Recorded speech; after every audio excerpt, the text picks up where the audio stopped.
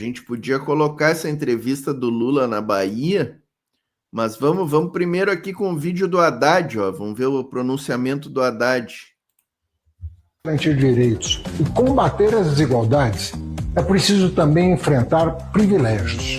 Com esse mesmo intuito, apresentamos a medida provisória 1303. Para garantir os investimentos em saúde, educação e previdência de 2026, a medida buscava cobrar o mínimo de bilionários, bancos e bets, uma operação simples e justa.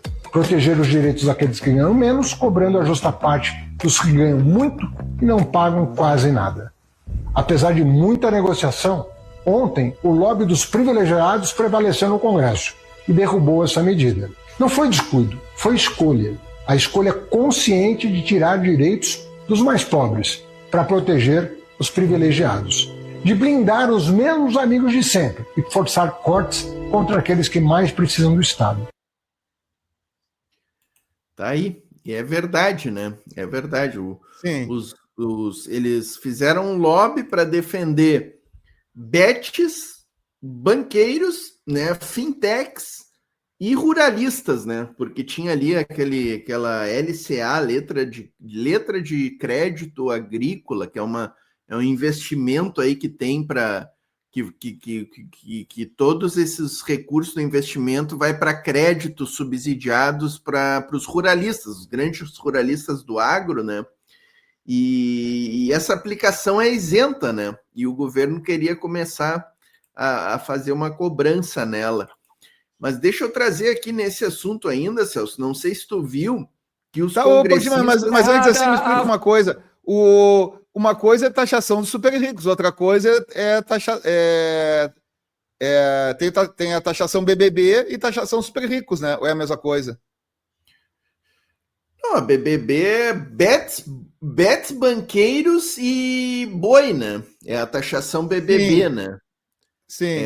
Tá dentro desse quadro, né? Tá dentro desse quadro. Não, mas não é aquele negócio de quem ganha mais de 50 mil por mês. Não, essa aí foi aprovada na Câmara, né? Tá no Senado agora, né? Essa aí foi aprovada. Junto com a isenção dos 5 mil reais, aquela. Né? Tá. É a compensação para a isenção dos 5 mil reais. E como é que chama essa? Essa é a compensação, então.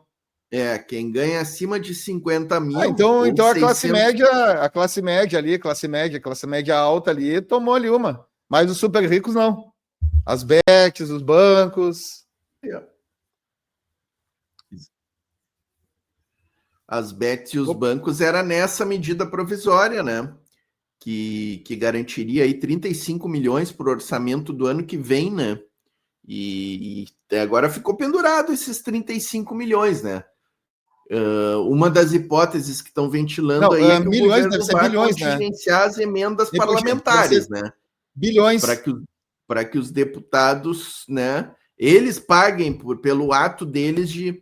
E aqui eu queria trazer, né, Celso, que os deputados estavam comemorando ontem, eu não sei se tu viu que os bolsonaristas comemoraram a questão da medida provisória, né, os bolsonaristas estavam comemorando, e eu quero trazer aqui uma fala da Jandira Fegali, nossa deputada do Partido Comunista do Rio de Janeiro lá, que falou para eles que eles podiam comemorar, que eles achavam que tinham vencido, né? Mas aguardem, diz a Jandira Fegali, ó. Vamos conferir essa fala dela aqui, ó. Não.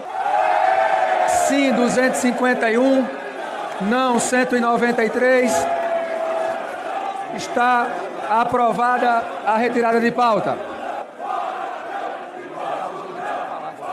Olha só. Da taxação do BBB. A turma do BBB. Líder que absurdo, do governo, cara. Deputada Jandira Fegali. Obrigada, presidente. Agradeço ao deputado José Guimarães, que por impossibilidade de saúde não ocupa nesse momento a tribuna. Mas dizer, em primeiro lugar, nós precisamos enfrentar o desrespeito.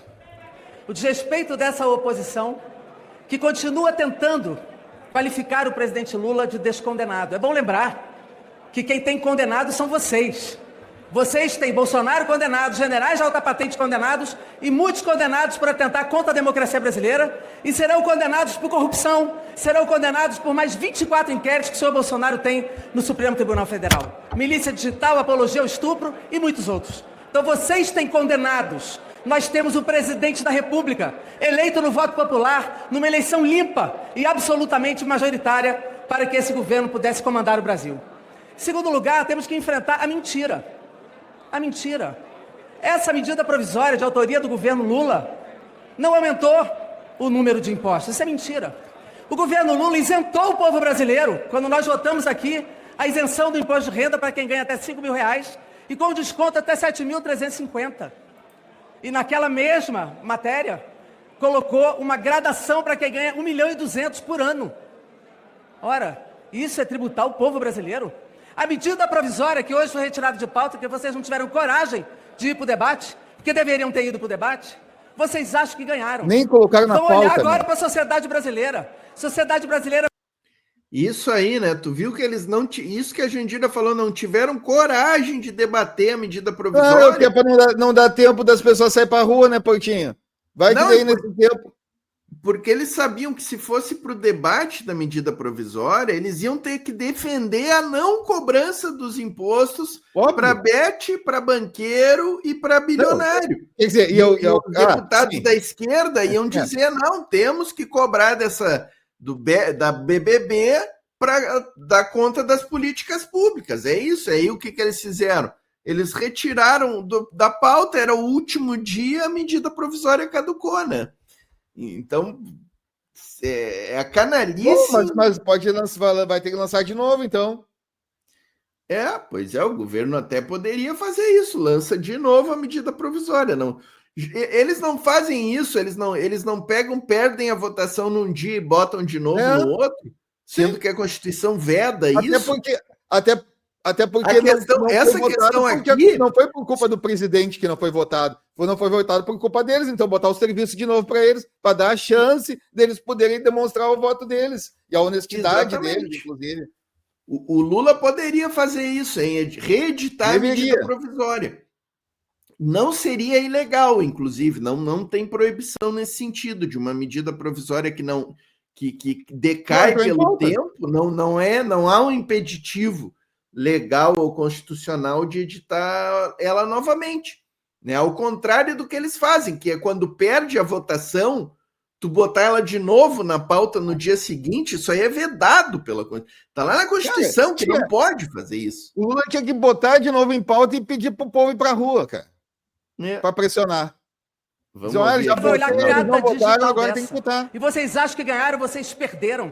Porque a sociedade brasileira quer tributar os super ricos. A sociedade brasileira quer tributar bancos. A sociedade brasileira quer tributar as bets. E vocês demonstraram a cumplicidade com as fintechs que são articuladas com o crime organizado, articulados com os bancos e com os super ricos, a cumplicidade de vocês e a cumplicidade com as bets. A medida provisória original do presidente Lula subia a tributação das bets de 12% para 18%. Foi aqui que isso foi retirado. E por quê? Porque há cumplicidade nesse parlamento com as bets e querem salvar e proteger, inclusive aquelas que são ilegais. Vocês são cúmplices dos super ricos. Vocês são cúmplices dos bancos. Vocês são cúmplices das fintechs articuladas com o crime organizado. Que mulher, o PCC de São Paulo está aí para não deixar a gente mentir com o escândalo das fintechs em São Paulo. Vocês são cúmplices daqueles que sequestram o dinheiro do povo para concentrar renda e concentrar poder. E é bom que o senhor Tarcísio Freitas, que quer ser presidente do Brasil, se explique. Explique os escândalos de São Paulo. Explique a sua cumplicidade com esse segmento. Que o senhor Ciro Nogueira, que só tem como objetivo tentar desestabilizar o governo Lula, de ter articulado diretamente a retirada dessa medida provisória. Da mesma forma o senhor Rueda, da mesma forma o senhor Kassab, da mesma forma Valdemar Costa Neto. Vocês que se expliquem. Aliás, vocês têm muito para explicar nesse momento histórico do Brasil. Vocês têm que explicar esta cumplicidade. O que nós tentamos fazer aqui foi aprovar uma medida provisória que estrutura orçamentariamente para garantir políticas públicas no Brasil. É óbvio que tem que cortar a emenda. Vocês querem o quê? Que corte da saúde? Que corte da educação?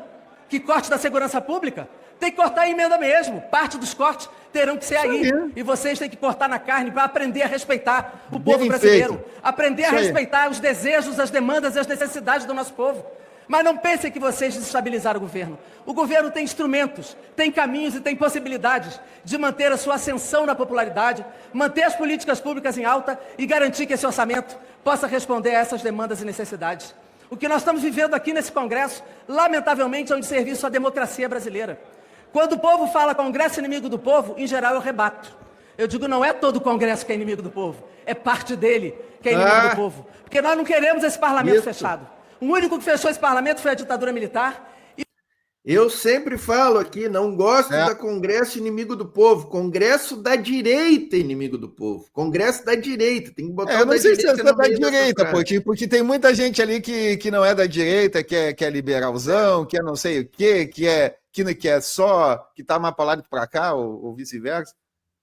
Não, mas a gente ia pegar ali. Mas a gente ia pegar ali. Viu o Jacques Wagner essa semana defendendo o sionismo no Senado? Tem as figurinhas do PT, dos partidos de esquerda, são ruins, mas é exceção dentro dos quadros da esquerda, entendeu? É que nem na votação da PEC da bandidagem, tinha 12 lá do PT, mas também tinha 60 e poucos que votaram contra, né? Então, assim, eu acho que nós temos que usar o Congresso da direita, cara, inimigo do povo. Eu não ia falar, mas eu vou ter que dizer, né, cara? Assim, ó, tem gente que achou legal o Kataguiri ter dito, vamos fazer a bomba atômica, queria lançar um negócio para fazer a bomba atômica. Cara, o povo é contra o uso de fazer energia nuclear para. Mas só que o seguinte, isso aí é colocado, porque daí, tipo, a esquerda votou contra, a esquerda não é nacionalista, a esquerda não quer defender o Brasil. Eu quero saber o seguinte: pega hoje, a gente diz que vai fazer a bomba atômica, amanhã o nosso submarino nuclear, que a gente tanto sonha, nunca mais, cara. Acaba com nossa energia nuclear para fins pacíficos.